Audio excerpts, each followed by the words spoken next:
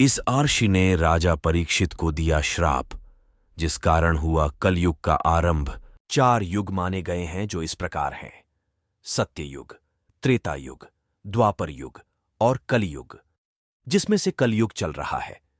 लेकिन क्या आप जानते हैं कि यह कलयुग एक आर्षि के श्राप के कारण फलीभूत हुआ है?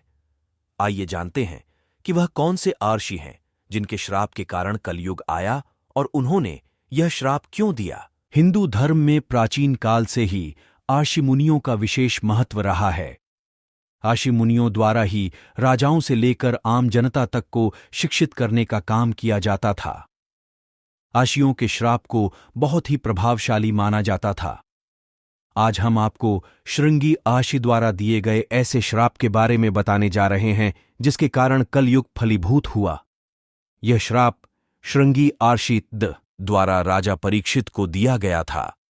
आइए जानते हैं इसके पीछे का कारण।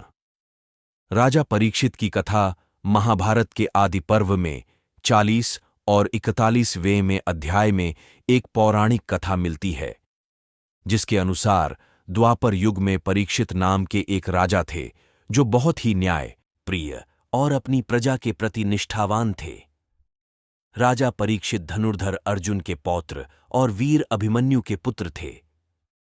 वह एक बार जंगल में शिकार करने गए, जहां उन्होंने शमीक आर्षि मौन अवस्था में ध्यान कर रहे थे। राजा परीक्षित शमीक आर्षि से पीने के लिए पानी मांगते हैं, लेकिन आर्षि ध्यान में थे, इसलिए वह राजा की बात का कोई उत्तर नहीं देते। राजा परीक्षित के सिर पर स्वर्ण मुकुट पर विराजमान कलयुग के प्रभाव से राजा ने इस अपना अपमान समझा। गुस्से के कारण राजा परीक्षित उनके गले में मरा हुआ सांप डाल देते हैं।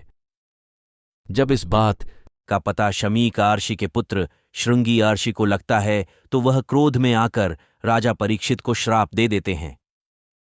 यह दिया श्राप अपने पिता के अपमान पर आर्षि श्रृंगी राजा परीक्षित को यह श्राप देते हैं कि 7 दिन में नागराज तक्षक उन्हें डस लेगा और उनकी मृत्यु हो जाएगी। श्राप के कारण राजा को 7 दिन के बाद नाराराज तक्षक ने डस लिया और उनकी मृत्यु हो गई। राजा परीक्षित की मृत्यु के बाद से ही कलयुग की शुरुआत मानी जाती है। इस लेख में निहित किसी भी जानकारी सामग्री गणना की सटीकता या विश्वसनीयता की गारंटी नहीं है।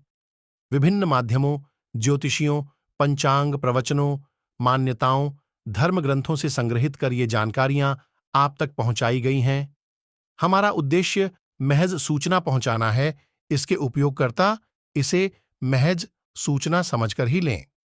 इसके अतिरिक्त इसके किसी भी उपयोग की जिम्मेदारी स्वयं उपयोगकर्ता की ही रहेगी। दोस्तों, इस कहानी में इतना ही। मिलेंगे एक नए मजेदार कहानियां, पर उससे पहले जो मेरे चैनल को अभी तक कोई सब्सक्राइब नहीं किया है, तो कृपया जल्दी से मेरे चैनल को सब्सक्राइब करें। धन्यवाद मित्रों। जय श्री कृष्णा, जय श्री राम।